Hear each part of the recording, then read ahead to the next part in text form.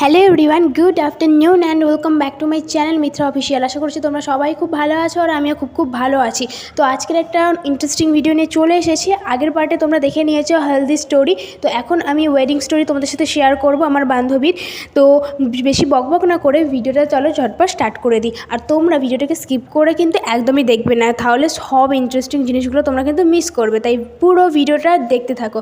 তো আগের পার্টে তোমরা দেখেছিলে যে আমি ওদের বাড়িতে ছিলাম, কিন্তু ওর হলদি হয়ে যাওয়ার পর আমরা খাওয়া দাওয়া করে বেরিয়ে পড়েছিলাম নিজের বাড়ির উদ্দেশ্যে। কারণ রেডি হওয়ার জন্য কাউকে অন্তত কিছু না কিছু তো হেল্প লাগেই না, আর নিজের বাড়ির মতো শান্তি করে সাজার জায়গা আর কোথাও হয় না। আর এমনিতেই বিয়ে বাড়ি মানে বোঝোই তোমরা, এমনিতেই চেঁচামেচি, লোকজন ভর্তি, আর এই গরমের মধ্যে খুব কষ্টকর।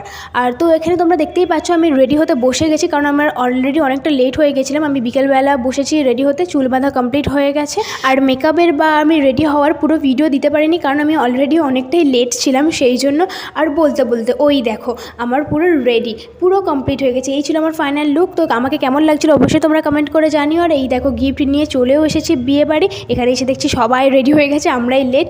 তো চলে ভেতরে যাওয়া যাক। তো ভেতরে গিয়ে দেখছি ও তো রীতিমতো রেগে আছে যে এতটা লেট করার জন্য।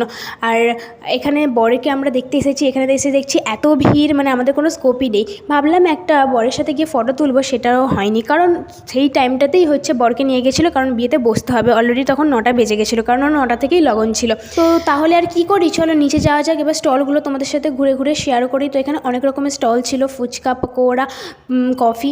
তো অ্যাট ফার্স্ট আমরা পকোড়া খেয়ে নিই, ওখানে পনির পকোড়াও হয়েছিল। দেন তারপর ফুচকা খেয়েছি, দেন তারপর আমরা কফি নিয়েছি। আর উল্টো সাইডে দেখো লোকজনকে খাওয়ানো স্টার্ট করে দিয়েছে, কারণ অলরেডি তখন রাত 9টা সাড়ে 9টা বেজে গেছিলো। আর ওই দেখো বলতে বলতে বিয়ের সব রকম নিয়মকানুন শুরু হয়ে গিয়েছে। এখানে বরকে নিয়ে আসা হচ্ছে, বরণ করা হবে বলে। আর বরণটা বেশ ইন্টারেস্টিং। এই যে বরণ করার মাঝে না যে বরকে ঠেলা হয়, এটা সত্যি একটা ইন্টারেস্টিং। আর তারপর তোমরা কি লক্ষ্য করেছো যে ডান দিকে একটা বড় নিত বর ছিল, সে নিজেই ছোট, সে আবার বরকে সাপোর্ট দিতে চাই মাঝখানে সেখানে গিয়ে দাঁড়াতে। তো এখানে ওর বৌদিমণি হচ্ছে বরণ করে নিচ্ছিল। আর এই বরণের মাঝে নাকি বরের কান মুলে দিতে হয়, তো সেটারই চেষ্টা করছে, কিন্তু বরের সাথে যারা রয়েছে তাদের সঙ্গে কেউই টেক্কা দিতে পারছে না।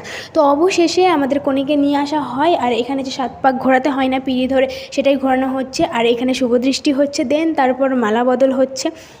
আর এখানে তো বাঙালিদের কিছু রিচুয়ালস থাকেই, সেগুলোই এখানে হচ্ছিল, যেগুলো দেখতে সত্যি খুব ভালো লাগছিল। আর এখানে হচ্ছে ওদের হাত বন্ধন হচ্ছিল। আর ওদের বিয়েটা কিন্তু অ্যারেঞ্জ ম্যারেজ ছিল।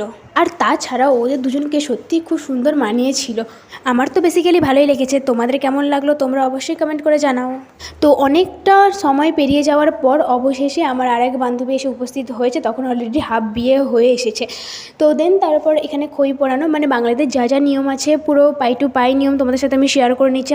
আর অবশেষে সেই সময় যার জন্য এত কিছু সিঁদুর দান। তো এখানে আমরা জামাইবাবুকে হচ্ছে প্রচুর পরিমাণে চাইছিলাম যে সোজা করে পড়াতে হবে, আর তুমি দেখবে না উল্টো সাইডে দেখে করবে, সেই জন্য আমাদের কথা শুনেছে, তো রীতিমতো হতভম্ব হয়ে গেছিলো। তো দেখো সত্যি খুব সুন্দর লাগছিল, আরও একটা ভালোবাসা পূর্ণতা পেল।